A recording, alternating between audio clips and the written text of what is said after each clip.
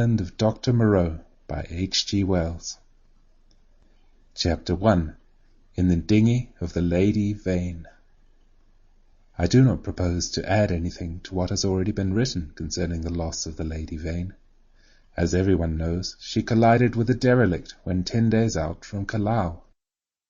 The longboat with 7 of the crew was picked up 18 days after by H.M. gunboat Myrtle, and the story of their terrible privations has become quite as well known as the far more horrible Medusa case. But I have to add to the published story of the Lady Vane another, possibly as horrible, and far stranger. It has hitherto been supposed that the 4 men who were in the dinghy perished, but this is incorrect.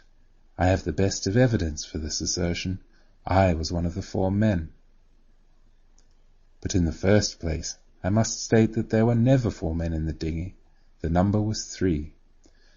Constance, who was seen by the captain to jump into the gig, footnote Daily News, March 17, 1887, luckily for us and unluckily for himself, did not reach us. He came down out of the tangle of ropes under the stays of the smashed bowsprit.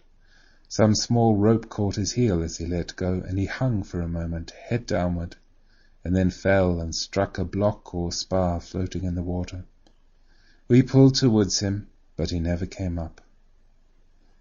I say lucky for us he did not reach us, and I might almost say luckily for himself, for we had only a small breaker of water and some sodden ship's biscuits with us. So sudden had been the alarm, so unprepared the ship for any disaster. We thought the people on the launch would be better provisioned, though it seemed they were not, and we tried to hail them. They could not have heard us, and the next morning when the drizzle cleared, which was not until past midday, we could see nothing of them.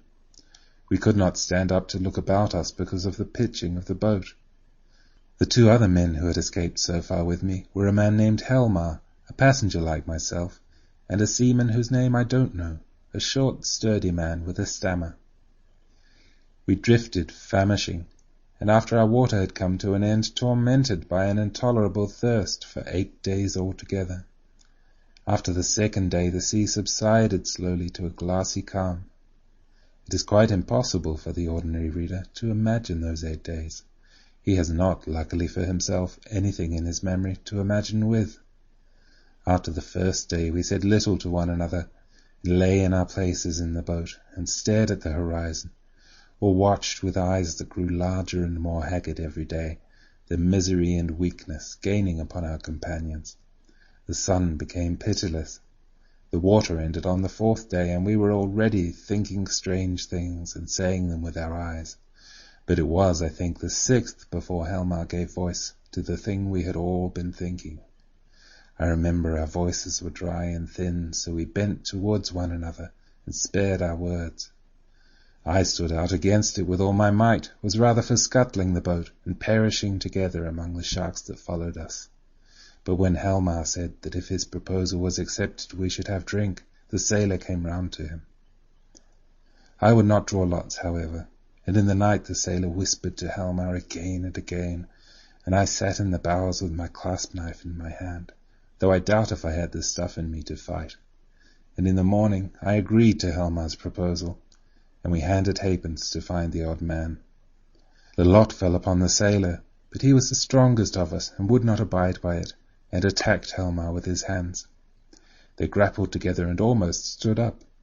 I crawled along the boat to them, intending to help Helmar by grasping the sailor's leg, but the sailor stumbled with the swaying of the boat, and the 2 fell upon the gunwale and rolled overboard together. They sank like stones.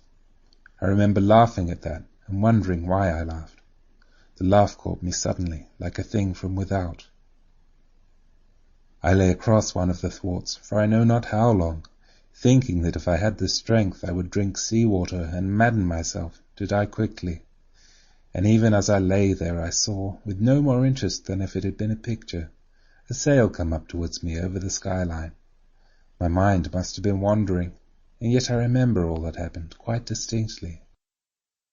I remember how my head swayed with the seas, and the horizon with the sail above it danced up and down, but I also remember as distinctly that I had a persuasion that I was dead, and that I thought what a jest it was that they should come too late by such a little to catch me in my body. For an endless period, as it seemed to me, I lay with my head on the thwart, watching the schooner.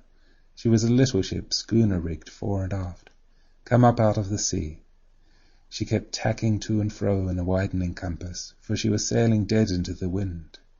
It never entered my head to attempt to attract attention, and I do not remember anything distinctly after the sight of her side, until I found myself in a little cabin aft.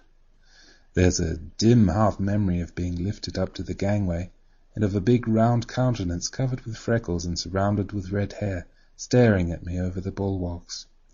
I also had a disconnected impression of a dark face with extraordinary eyes close to mine, but that I thought was a nightmare, until I met it again. I fancy I recollect some stuff being poured in between my teeth, and that is all. End of Chapter 1.